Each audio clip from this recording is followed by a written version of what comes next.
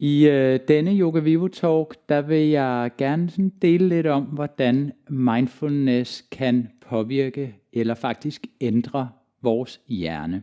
Og det er det, man også kalder for neuroplasticitet. Der er forsket rigtig meget netop i det område med særlig fokus på det forløb inden for mindfulness, der hedder MBSR, Mindfulness-baseret stressreduktion, som netop sådan blev startet helt tilbage i 1979 i universitetsregi, og blandt andet derfor har været underlagt meget forskning. Det er også sådan, at vi i de seneste årtier har fundet ud af mere om hjernen end i hele menneskehedens historie faktisk. En af de første, der sådan decideret begyndte at scanne hjerner på mennesker, der havde praktiseret mindfulness, det er den amerikanske hjerneforsker Sarah Lazar fra Harvard University.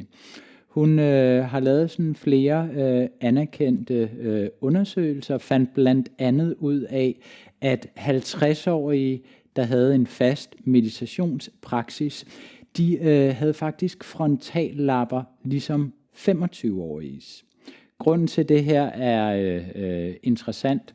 Det er, at frontallapperne, som er sådan den del af hjernen, vi bruger til blandt andet avanceret planlægning, den skrumper ind med alderen. Så derfor er det jo rigtig godt nyt, at ved at praktisere meditation, her var det så mindfulness meditation, fast, så kan man faktisk have en yngre hjerne. Og her er det altså frontallapperne, der var i fokus. Efterfølgende så lavede hun også undersøgelse af en gruppe mennesker, der aldrig havde mediteret før, og som netop deltog i det her 8 ugers MBSR-forløb. Noget af det, hun fandt ud af ved de hjernescanninger, det var, at den del af hjernen, der hedder hippocampus, den blev simpelthen styrket. Den venstre side af hippocampus blev tykkere. Grunden til det er godt, det er, at hippocampus den står for en stor del af vores hukommelse, har også en funktion i forhold til regulering af følelser. Og man ved, at hvis man er underlagt stress over længere tid, altså negativ stress, hvor kortisol begynder at blive ophobet i en, så skrumper den faktisk ind hippocampus. Det er derfor mange mennesker under stressbelastning blandt andet har svært ved at huske og koncentrere sig. Men gennem det her 8 ugers forløb, hvor man altså mediterer hver dag i en bestemt struktur, der voksede hippocampus altså igen og blev så at sige repareret.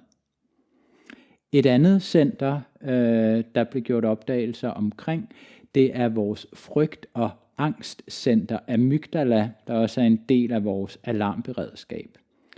Det her center amygdala, det vokser også ved negativ stressbelastning over længere tid, men efter de 8 uger her, var amygdala igen skrumpet mere ind.